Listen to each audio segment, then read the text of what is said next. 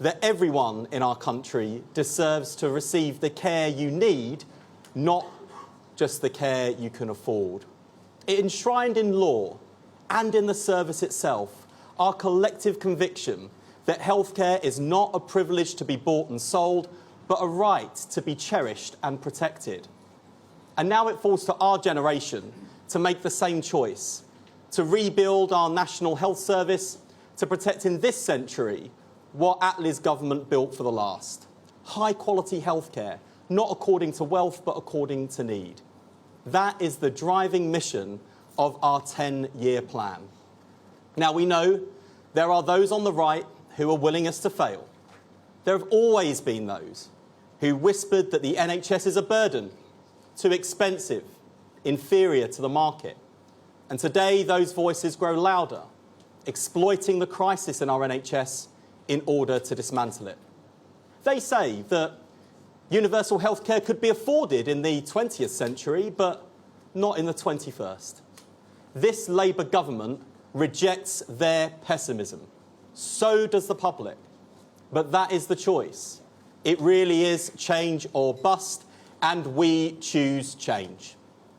Over the past 8 months, we've led the biggest conversation about the future of our health service in history. We engaged more than 1 million people, with 250,000 sharing their experiences and their ideas. We consulted NHS and care staff, royal colleges, think tanks, trade unions, and so importantly, patients themselves. No one defends the status quo. Now, I'm sometimes told that NHS staff are resistant to change. On the contrary, they are crying out for it. They're the ones who have to suffer the moral injury of seeing their patients treated in unfit conditions. And they're also the ones that are driving the innovation on the front line. And so their fingerprints are all over this plan. The public are desperate for change too. Each of us has our own story about the NHS and the difference it's made to our own lives. And we also know the consequences of failure. That's why we can't afford to fail. To succeed, we need to defeat the cynicism that says that nothing ever changes, they're all the same, and the NHS can't be reformed.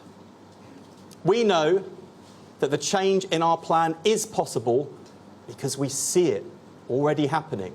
We toured the length and breadth of the country and scouted the world for the best examples of reform. If Australia can effectively serve communities living in the remote outback, we can meet the needs of people living in rural England. If community health teams can go door to door to prevent ill health in Brazil, we can do the same in Bradford. We know we can build the neighbourhood health service because teams in Cornwall, Camden, Northumbria, and right here in Stratford are already showing us how to do it. So we'll take the best of the NHS to the rest of the NHS, and we'll apply the best examples of innovation from around the world to benefit millions of people here at home.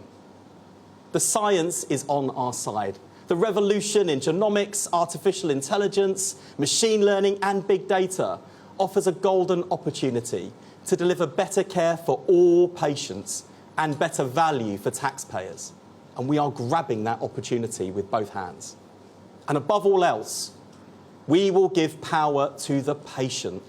It will fulfil Nye Bevan's commitment in 1948 to put a megaphone at the mouth of every patient. We know the British people are counting on us. It falls to us to make sure that the NHS not only survives, but thrives. And we will not let our country down. Because if we succeed, together with the 1.5 million people working in the NHS, we will be able to say with pride that we were the generation that built an NHS fit for the future and a fairer Britain where everyone lives well for longer. And that's the plan we're launching today. Thank you for being here.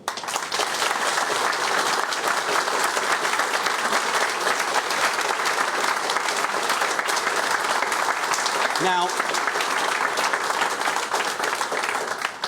I'm afraid I have to hot-foot it back to Parliament to make a statement to MPs and take their questions. But before I do, it gives me great pleasure to introduce the woman who is backing our plan for reform with an extra £29 billion worth of investment. It is thanks to her leadership that we've seen interest rates in our country fall 4 times. It's thanks to her leadership that we see wages finally rising faster than the cost of living.